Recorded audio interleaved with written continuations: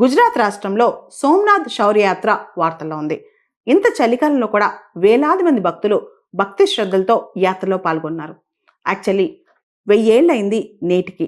అంటే 1026వ సంవత్సరంలో సోమనాథ్ టెంపుల్ని డెస్ట్రాయ్ చేయడానికి ట్రై చేశారు. దానిపైన అటాక్ చేశారనమాట.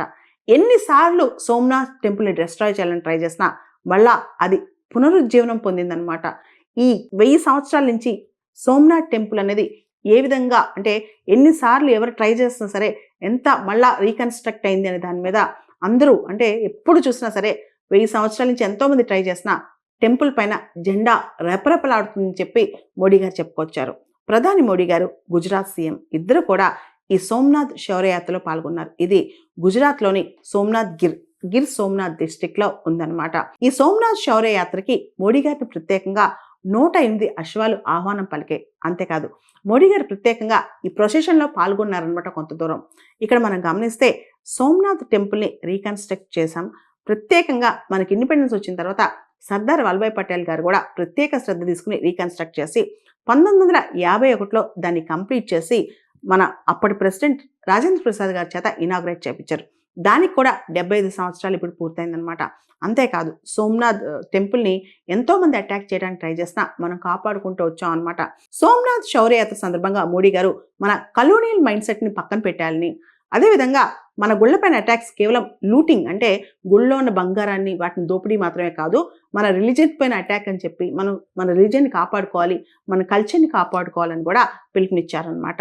సోమనాథ్ టెంపుల్ మీద మన జెండా రెపరెపలాడుతుందని కూడా ఆయన చెప్పారనమాట. భారతదేశంలో ఆది జ్యోతిర్లింగాలు అనేవి 12 ఉన్నాయి.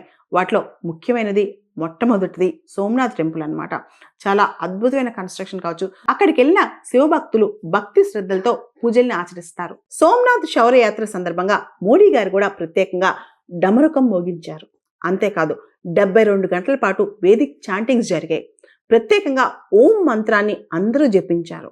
చాలా మంది ముఖ్యంగా వేద పండితులు కావచ్చు, వేదిక్ స్కూల్ స్టూడెంట్స్ కావచ్చు, మొత్తం రకరకాల రాష్ట్రాల నుంచి, అది నార్త్ ఈస్ట్ కావచ్చు, గుజరాత్ కావచ్చు, లేకపోతే పక్కనే ఉన్న రాజస్థాన్ కావచ్చు, ఇలా చాలా రాష్ట్రాల నుంచి వేద పండితులు వెళ్ళి అక్కడ ఆశీర్వచనాలు పలికారు. ఈ సందర్భంగా మోడీ గారు ఒక ప్రత్యేకమైన మాట చెప్పారు. చాలా మంది ఇన్వేడర్స్ సోమనాథ్ టెంపుల్ని డెస్ట్రాయ్ చేశామని అనుకోవచ్చు, కానీ ఇప్పటికి కూడా సోమనాథ్ టెంపుల్ మీద మన జెండా రెపరెపలాడుతూ ఉంది. మహమ్మద్ గజ్నీ లాంటి వాళ్ళు ఎంతమంది వచ్చి దీన్ని పూర్తి స్థాయిలో భూస్థాపితం చేద్దామని ట్రై చేసినా మనం ఇంకా సోమనాథ్ టెంపుల్ని కాపాడుకుంటూనే వస్తున్నాం. అదే మన భారతీయత. It's testament to India's power and resilience అని చెప్పి చెప్పుకొచ్చారు. ఇక్కడ ఒక మాటలో చెప్పాలంటే మనం ఏంటో మన నాగరికత చెప్పుద్ది, మన కల్చర్ చెప్పుద్ది. మనం ఆర్థికంగా ఎంత పైకి వచ్చినా మన నాగరికతని, మన సంస్కృతిని కాపాడుకోలేకపోతే మనం ఉన్నా లేనట్లే. అదేవిధంగా 2047 వికసిత్ భారత్ సాధించాలంటే పంచ ప్రాణి మీద దృష్టి పెట్టాలి. దానిలో కలోనియల్ మైండ్ సెట్ పక్కన పెట్టేసి మన యొక్క మూలాలు, మన యొక్క నాగరికత మనం కాపాడుకోవాలి. అప్పుడే నిజమైన భారతీయులం అవుతాం.